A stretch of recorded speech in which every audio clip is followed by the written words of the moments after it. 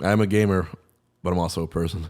I feel I've also lost a lot of friends. Yeah. Because I forgot who was Juan and who was HBox. Yeah. And I lost track of my ego, especially in my early 20s. And I do feel that cost me a lot of friendships. And I think I had to learn and go through that process and understand that there's a lot more to this than just what I have done and what you've accomplished, and who there's a lot more to the W.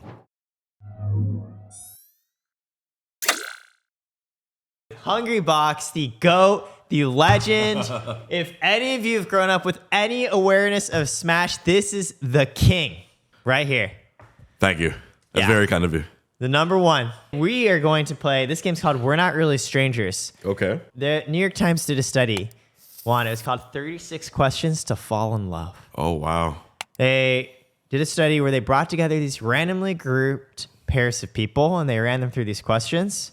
And they're all meant to develop intimacy, vulnerability, being real with each other. Bring our walls down. Exactly. A lot of this pair of it, man, they became friends. Some of them, one of them even became a couple. Really? Yeah, dude. It Eric, gets real. I'm ready, Eric. So here's the way I think of it. Everyone knows you as Hungrybox. They know a certain side of you, but I've had the privilege of getting to know you as an actual human being. And today, maybe everybody else is going to get to see a little bit of that too. Yeah, you down? I'm very down for this. All right, so we're going to get intimate. So let's get into the box. the way it works, we have 3 levels of questions. Okay. So we're going to start with level 1. Gotcha. Then we're going to go to level 2. Then we're going to go to level 3. And those are like increasing intensities? Exactly. Just a little bit more personal. So we're going to take turns, right? Okay.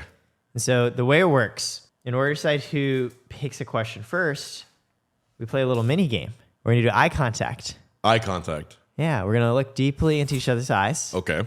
And then whoever blinks first has to draw the first card. Does that sound good?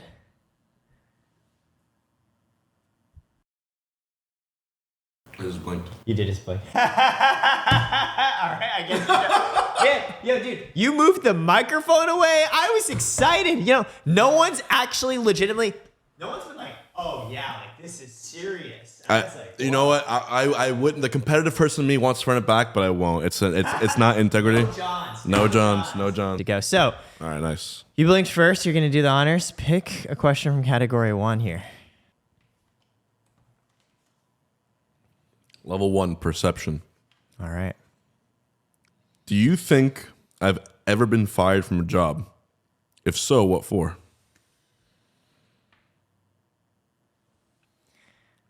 No, because back in the early days, those who were watching, they don't remember, before we even had YouTube, we had DC++. Where we had streaming, it was just going to basements and playing on CRTs. You were there.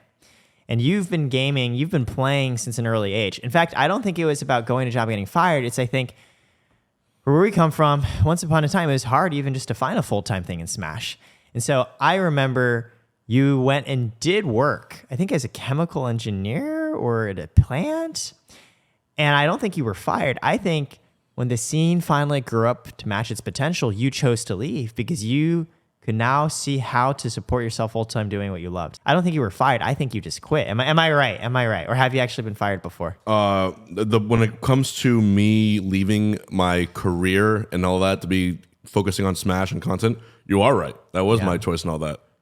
But I was fired. No! For my very first job ever. What was your first job ever? Working at Jimmy John's. Jimmy John's with the hoagies, the sandwiches? Yeah. Wait, tell me more. Why were you fired? What happened? I worked there for an entire week. It was my first job in college. Just wanted to make some extra money for my textbooks or whatever. This is before Smash got even that big for me. Yeah. And I had to go to a conference I was in an a cappella group, and it was so much fun. I went to North Carolina. We drove up, and I got a call in the middle of a concert. The guy's like, "Why aren't you here?" And I'm like, "Oh, I'm at a conference." I put my name on the take my shift list. He's like, "Oh, okay.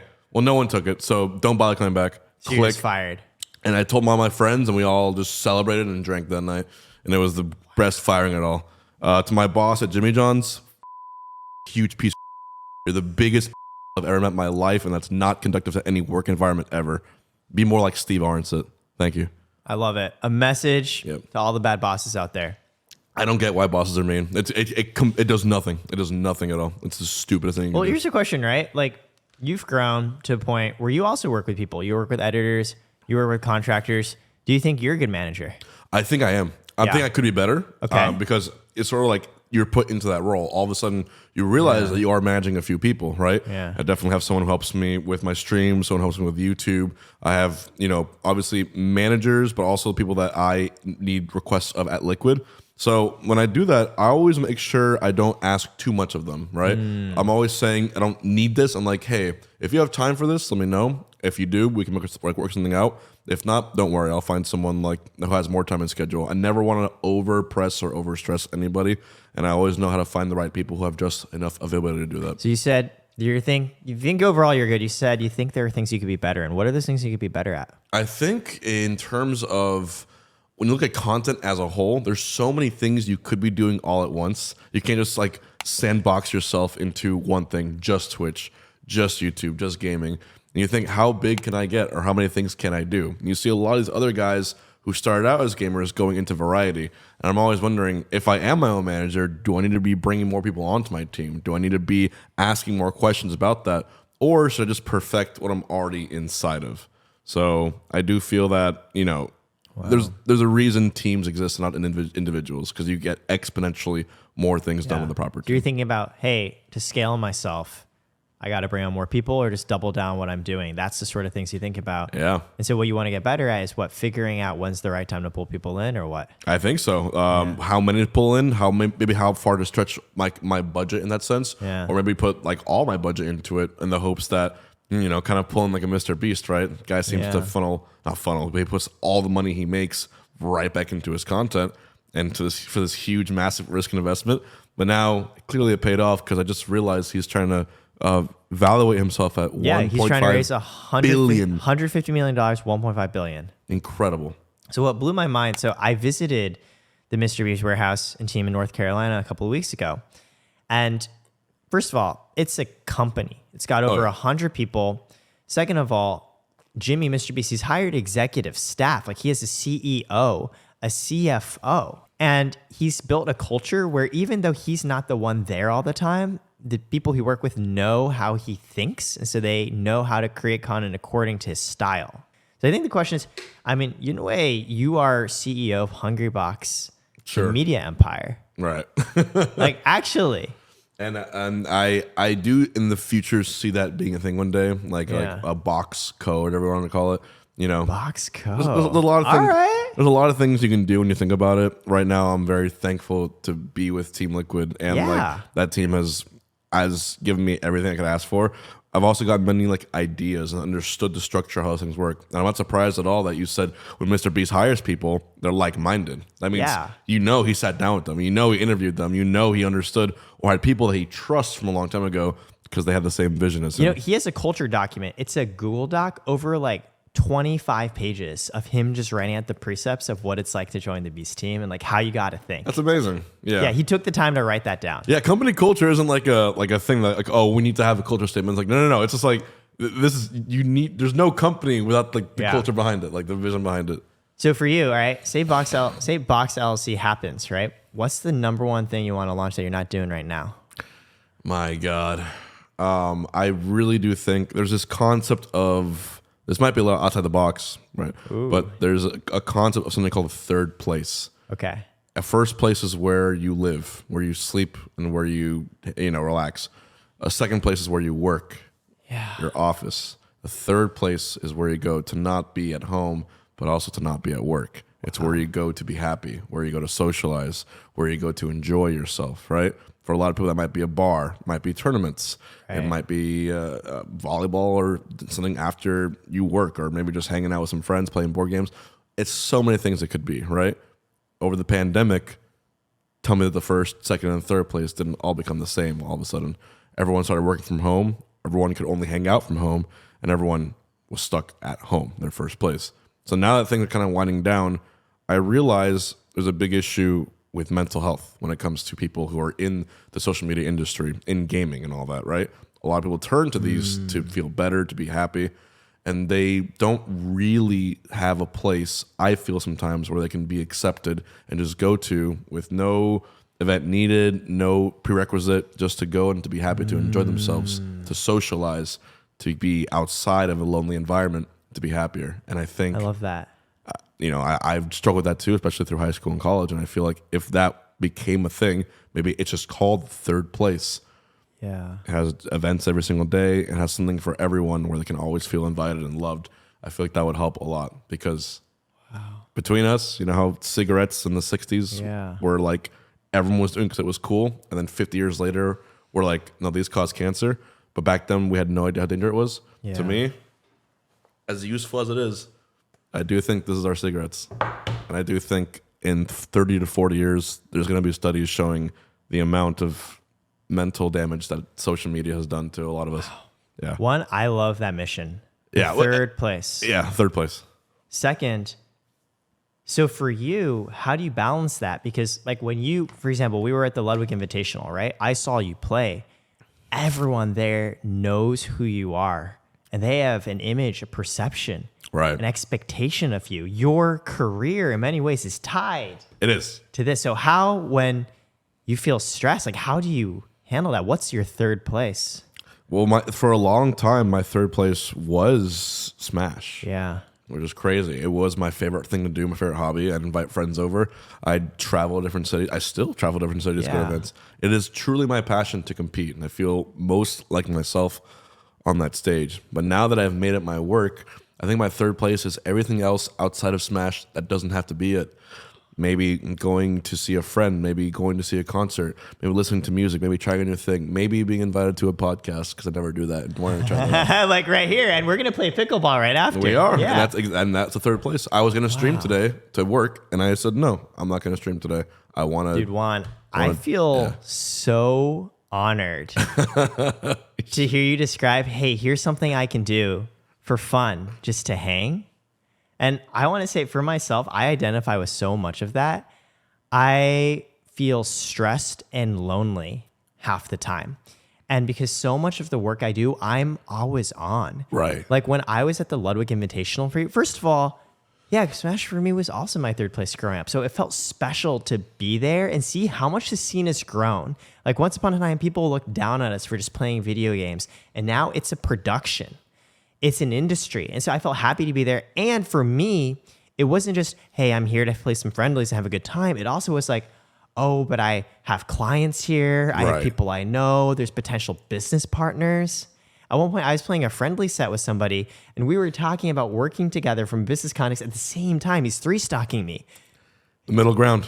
Yeah. And so, like, it's so funny you said that because for me, the reason why I do this pickleball, it's for the same purpose. Like, dude, I am tired. Sometimes I just want to hang and have fun and just like vibe. You know, but like the 5 wealths, I think that's what it's called. What's that? Everyone thinks you're rich if you have a lot of money, like wealth. Yeah. But there's 4 other ways to like be like rich. There's a wealth of time, because if you have no time, you don't have that either. There's a wealth of friends and people around you. There's a wealth of health. If you have all the money in the world, but you're not healthy, you ain't got nothing because you're not gonna have much longer. And then there's family and love and relationships. Juan, I'm so impressed. Time, wealth, friends, money, and family. Family, yeah. That you remembered all 5. Honestly, I feel like I have made more wealth for myself coming here and playing pickleball, hanging out than streaming today. You got to balance all 5. Brother. Yeah. You Man, know it. I feel so grateful to hear that. I've never heard of this 5 wealth thing, but I have realized unconsciously, like, man, sure, I'm always on, I'm always doing work. We got to meet each other in a business context. And I have to figure out how to build the personal relationships in context too, where you and I can just go kick it. Because otherwise I'm going to go crazy. And I feel like for you, it's even more so because you are a competitor. Yeah. Like everyone knows how much you like to win and how seriously you take it. You have to like to win. You have to want to win. You gotta want it. And to hear you also say, I think that's powerful for everybody watching who thinks to win and be number one, you have to be on all the time. Nah, you can be even more successful if you're building wealth in the other areas of your life. That's what I mean. And this whole October specifically, I usually, you stream, you have metrics like, oh, how many hours did you hit, right? I'm going to usually hit between 100 and 150 hours per month, which is like pretty good, right? I do like 6 hours a day, 5 days a week, something like that. Yeah. Ish.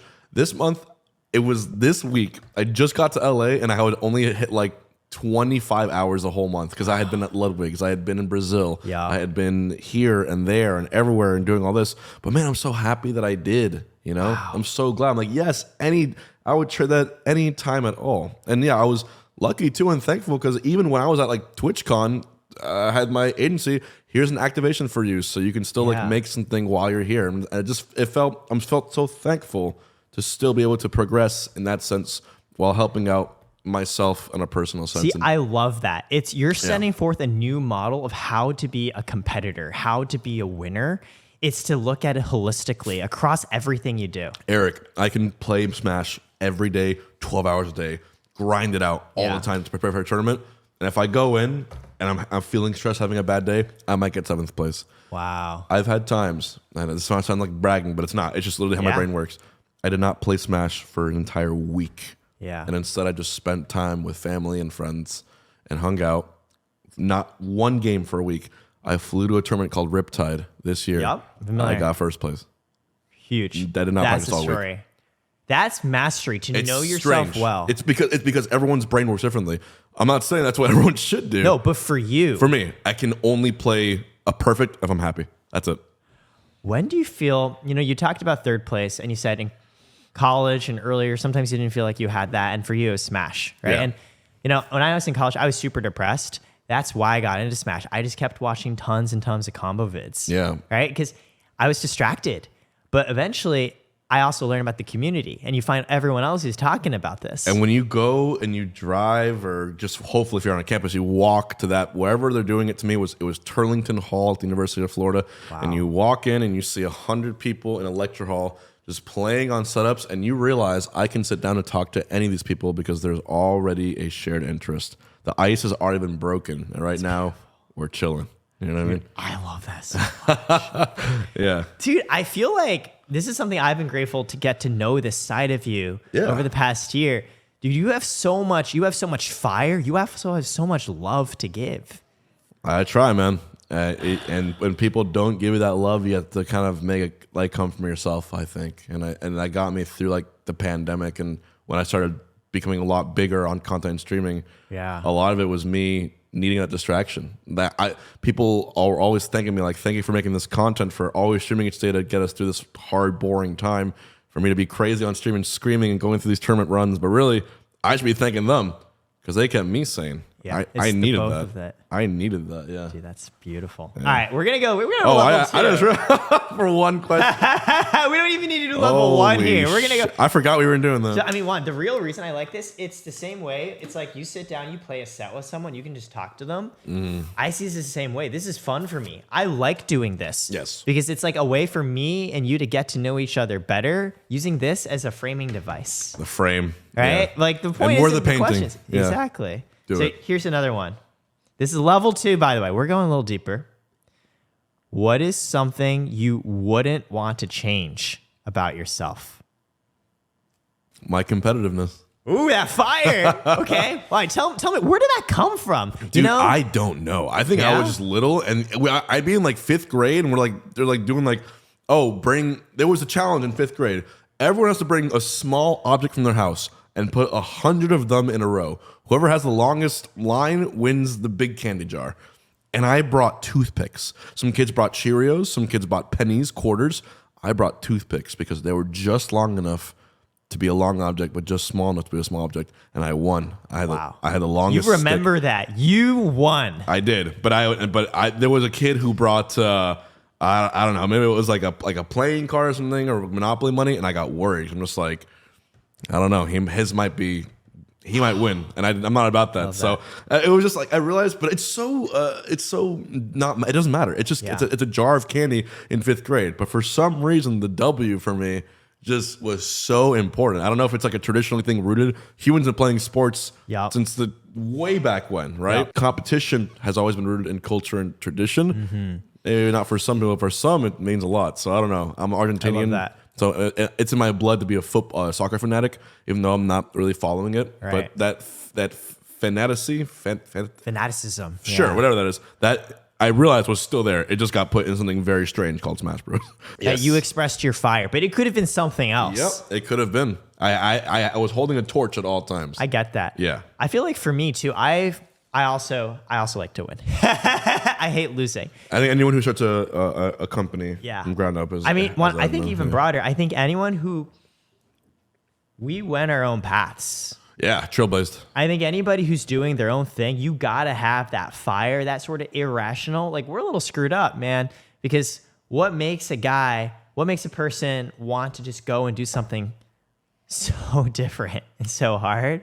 Because they realize what is normal is not worth it. Yes. I think for me, man, growing up, I had Asian parents. Like winning was a prerequisite to feeling love. That's that culture. I will say that is part of like the culture. Yeah. And I've always felt like that's hard. That's rough.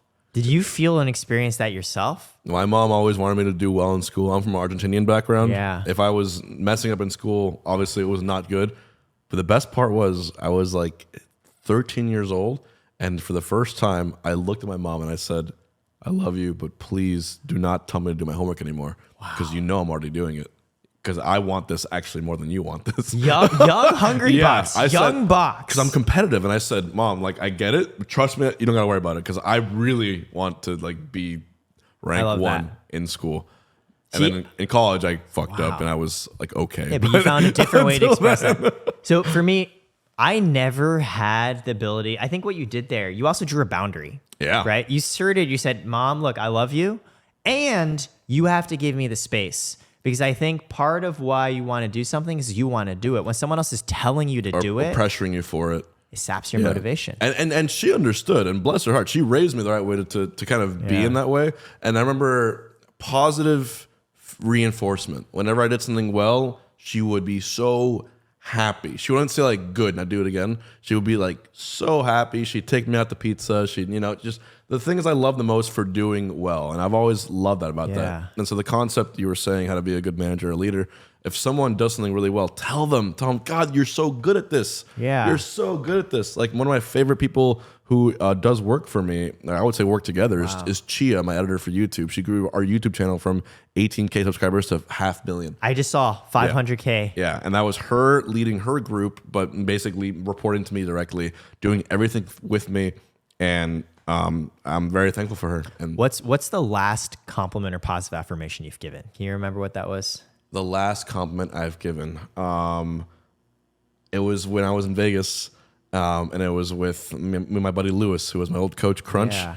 And he's been grinding poker now, right? Wow. And I said, like, he told me for the first time he was up $1,000 because he'd been studying and working with a pro player who was there. Yeah. And I said, dude, you're so freaking good at anything strategic. You've been so good at Magic, so good at Yu-Gi-Oh, so good at strategizing. It's like at home, like I'm not surprised at all that you're gonna get hooked on poker because you have like the mind for it. You're so fucking smart at it. You know what I mean? So I told him that. And I'm gonna turn that around and say, because you're sharing this affirmation with other people, what's a compliment for you that you wish you heard more? Some compliment you feel like people don't recognize, they don't say. Level 3 one. Yeah, we're just going straight into it, man.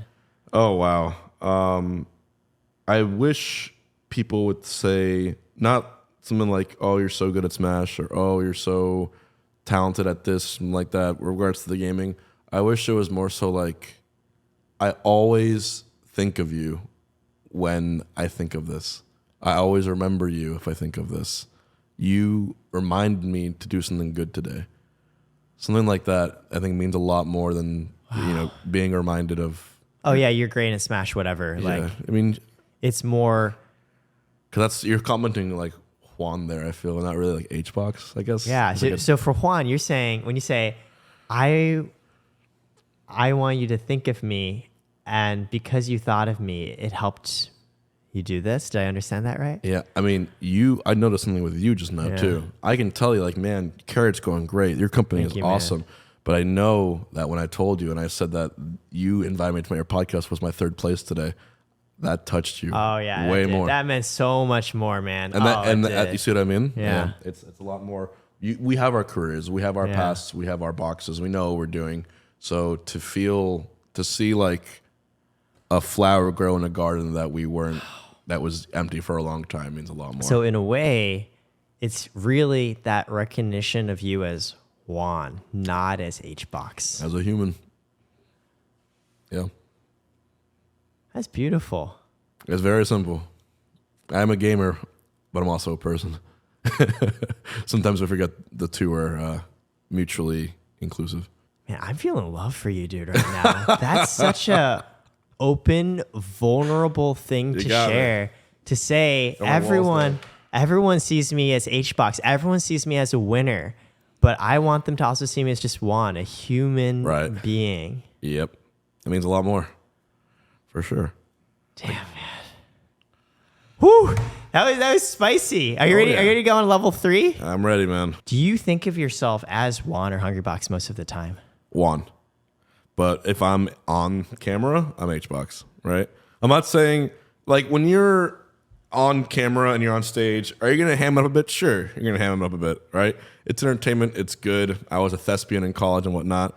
But a lot of the times when people see me pop off or people see me get angry at something, no, that's just real. That's just like both of them together. Like, if I win a close set, I jump up and I scream because I'm releasing, like, tension that's been built up the entire time.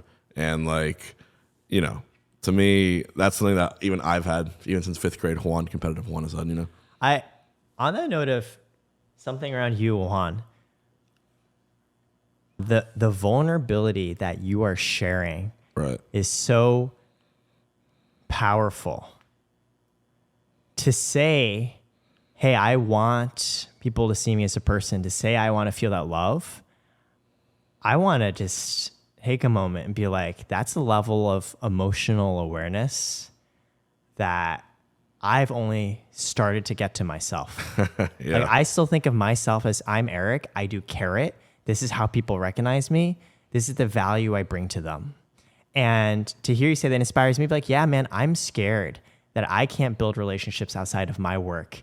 And that it's, how can I make value in people's lives without just, hey, I can do this for you. Yeah. And I just want to share, I feel comfortable saying that because of you taking that step forward and just opening yourself up first. Sure, man. And that is powerful. Of course. And, you know, you as someone leading a business like Carrot, like, a lot of times when you are doing business, right? Yeah. When you're meeting new people, you're trying to skirt the line between how much of this is a deal, but how much of this do I actually, like, genuinely want to know you as a person? Because you can't do business with someone that you trust. You can't trust someone without liking them and knowing them in the first place. And they're tied together. And they are. They really are. And that can, like, for example, you and I, we have a business relationship and we have a personal relationship. And they're tied together and they're separate. And what I'm focusing now is that personal relationship between you and me. I'm like, wow, I feel like I understand you better. You ever sat down and realized everything, you take a person and all their amazing, you know, qualities, all their flaws, and you realize everything you see everywhere around you that's not nature was made by a beautiful and flawed person. This microphone stand, this logo from Shure, this table, this board game. There's every tiny bit of a flaw may or may not come into that. Maybe the curvature of the logo reminded someone of a sunset he saw when he was 5. How do we know? We don't. But everything is made by people, and that's the most insane part about it. Because can you trust one person to do everything perfect? No, you can't. Can you trust a company, a team? Maybe more so, and that's because they've gotten every person's talents and individual strengths and filtered them into the right places. And that's why I said earlier, it's like an exponential improvement on things in general. But you and I here being one-on-one, you know, we're just talking. We're just talking. Like people. But that's exactly what makes us special. Do you feel that a lot of people in your life right now see you as Juan over Hungrybox? Well, it depends what you define by a lot of people in my life. Who is really in my life and who isn't?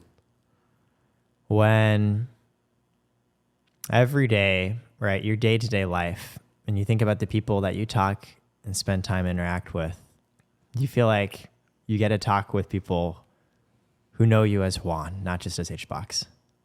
Sure. That's good. A lot of them, if they get to know me, it's right there.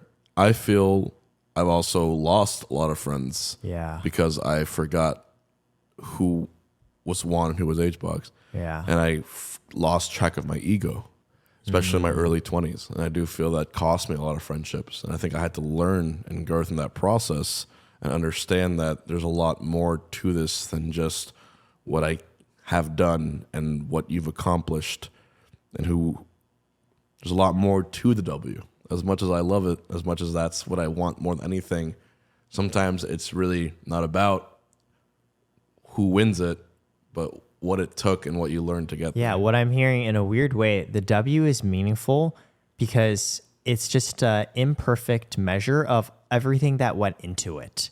Like what you put into it and who you are, that's why the W matters, not the W itself as much. It's the devil between the details. Yeah. Between the dash lines and the records and all that. Wow. There's so much story and life and just real life. Because behind people are lives. And the only way you get a result are W and an L. And for every time someone wins, someone has to lose. That's the perfect and ironic balance of the world when it comes to anything competitive. Someone has to lose if someone has won. Sometimes it's you too. Right. And a lot of the times, you know how strong a competitor is not because of how much they won, but how they handle themselves after a loss. Right. That's a huge thing that I learned, especially when I fell off the ranks in the pandemic. That really resonates with me too, because I used to grow up like, hey, I have to win, right? I have to get into Harvard. I have to work at XYZ companies.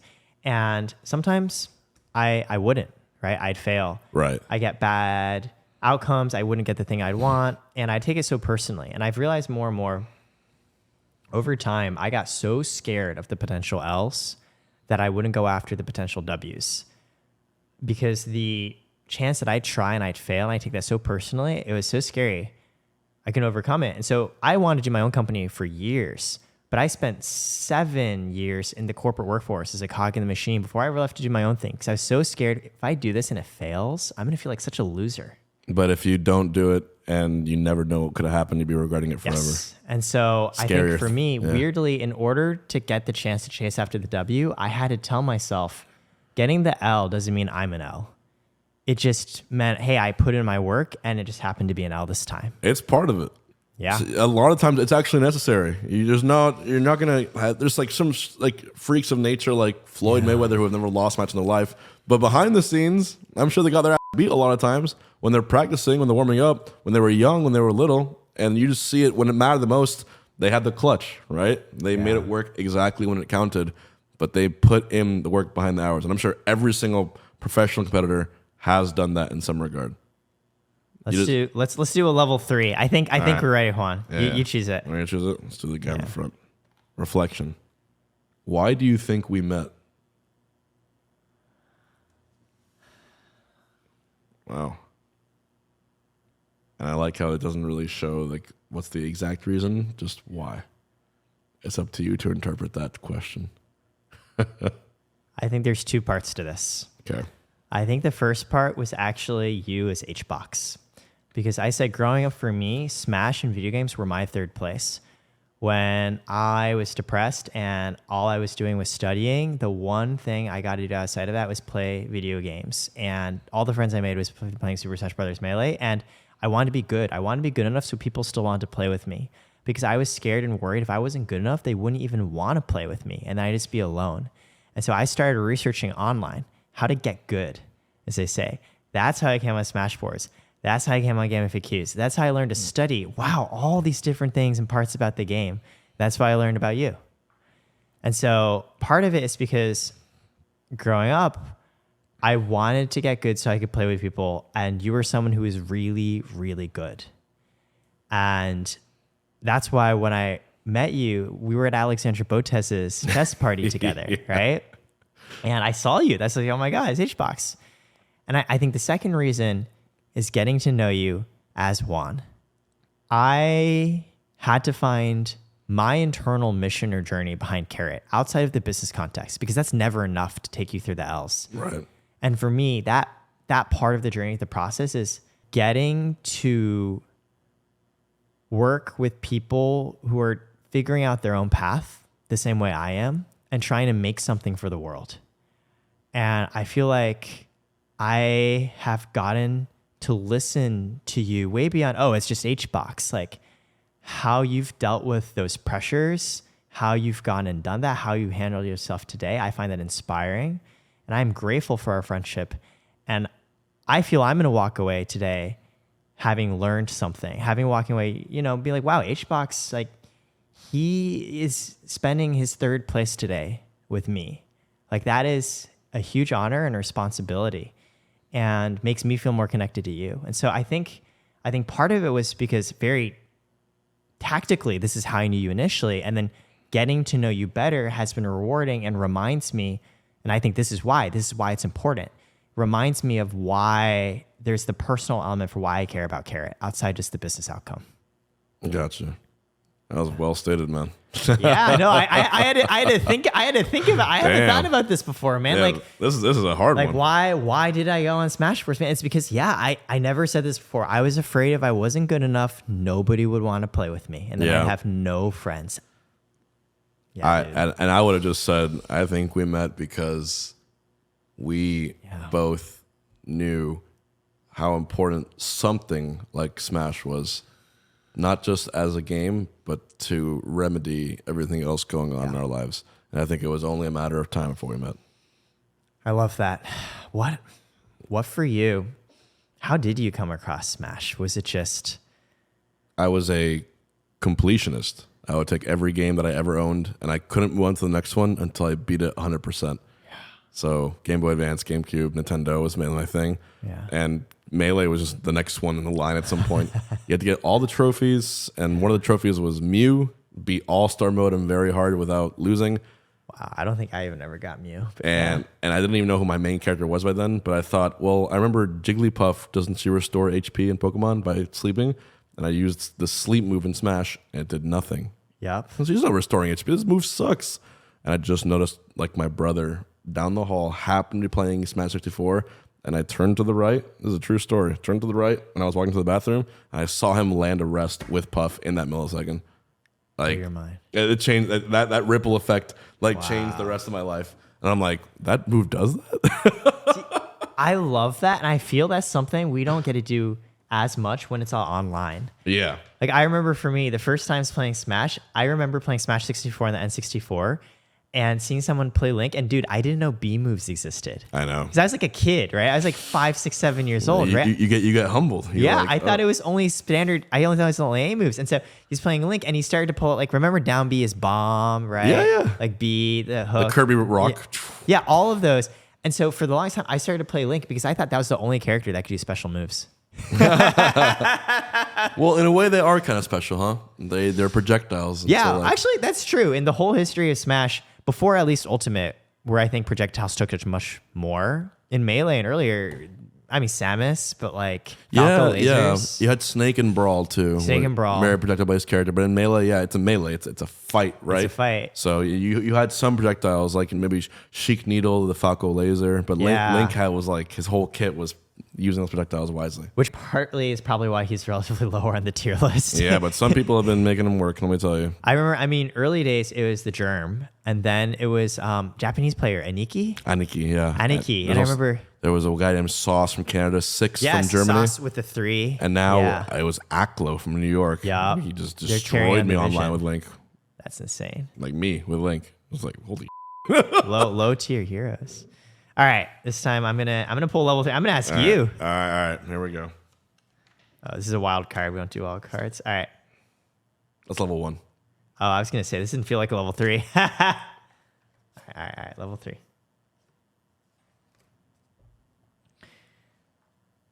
Well, let's both answer this one, okay? What do you think my weakness is? Oh my God. You go first, and then I'm gonna answer for you. What do you think my weakness is? Oh man, that one's tough. That one's tough because we're friends, but I've only known you like a year. Yeah.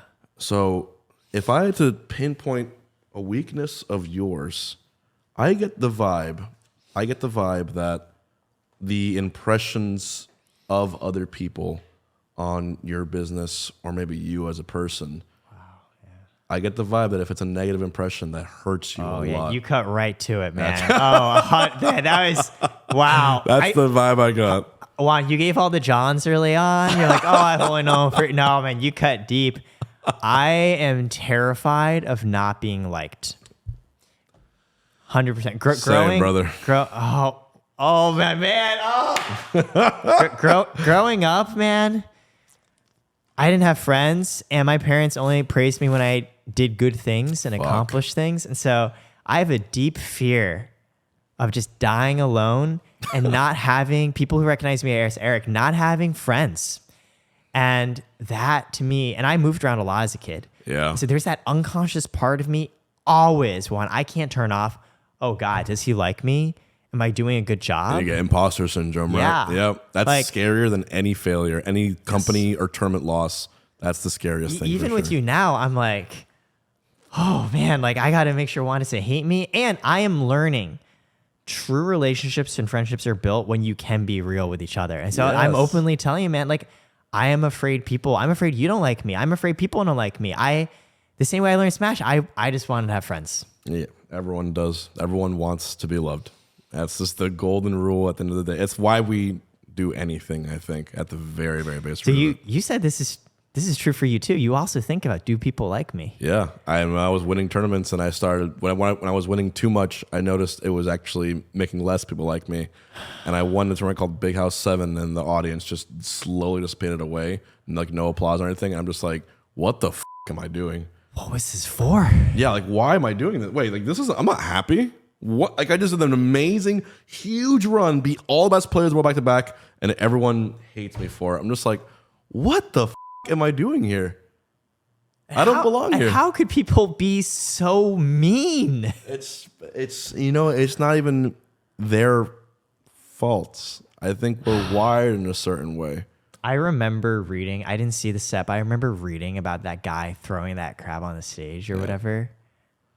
Yeah, that was bitter, huh? I just remember thinking, I think that's another reason why, before I got to know you as Juan, I gravitated toward you as Hbox. Like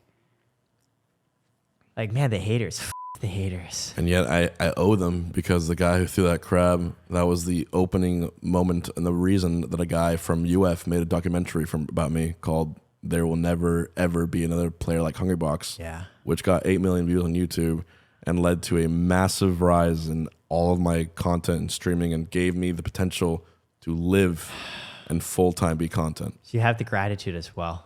Oh, I love the guy. I thank him. Wow. And I forgive him. Yeah. That's strong, man. Just a crab.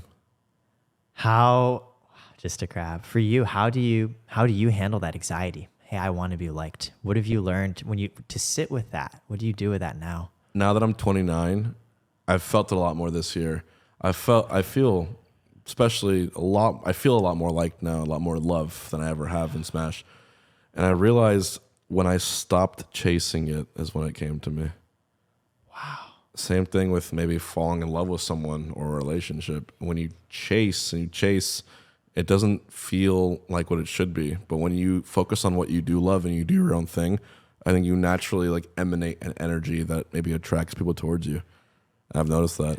It's almost like you have to not just want it. It's like, because if you just want the love, then you're not honoring the person. You're just looking for that emotional connection. Yeah, you're chasing like a high almost.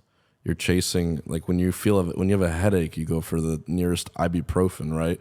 Or sometimes people have ways of coping when they're sad, right? Some people drink, some people work out, some people need to go outside and breathe and look at the sun for a bit. Yeah. But the best thing you can do is figure out the way to get that by not depending on anyone else or any other thing, right? Like you find it from in here, and when you can cope on that on yourself, people notice that.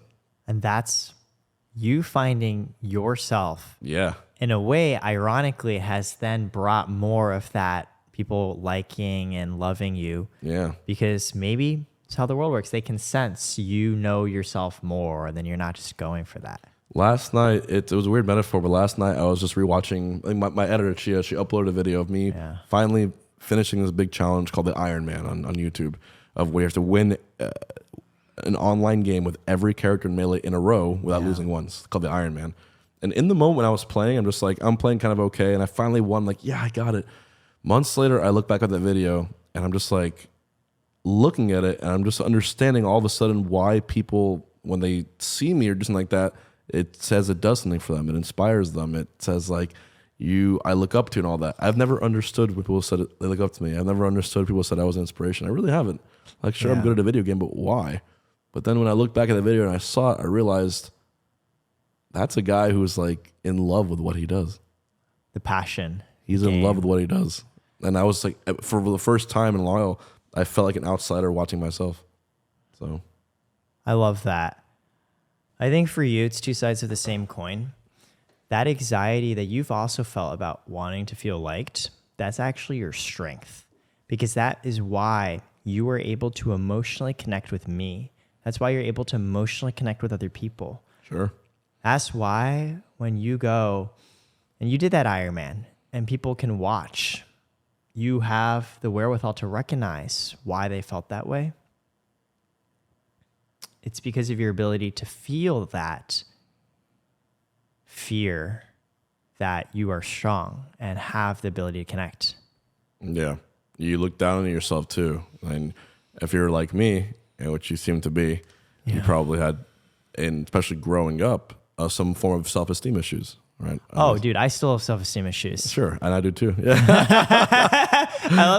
We're at a point, I mean, Juan, I'm 31 now. Yeah. And so to your point, 29, I think we've gone to a certain age where we can just admit it. yeah, we can. So I think we realize it's like everyone low-key lives the same life, just with a different seed, I guess, right? It's like, oh, you care about what people think.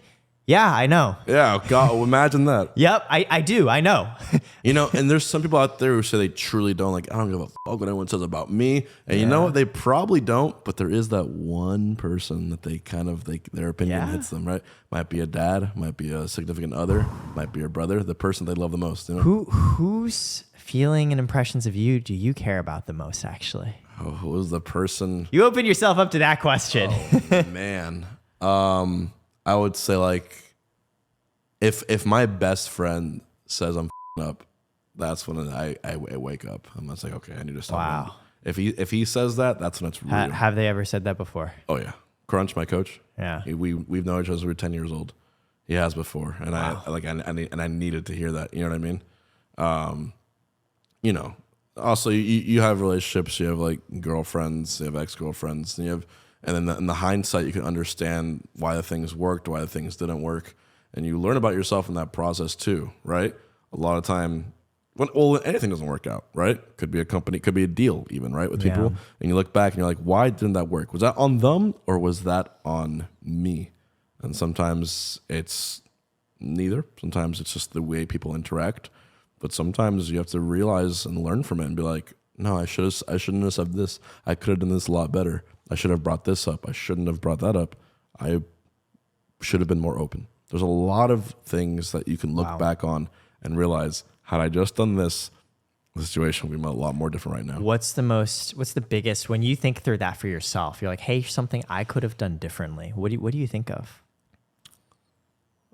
Thought less about myself and more about them first. The ego.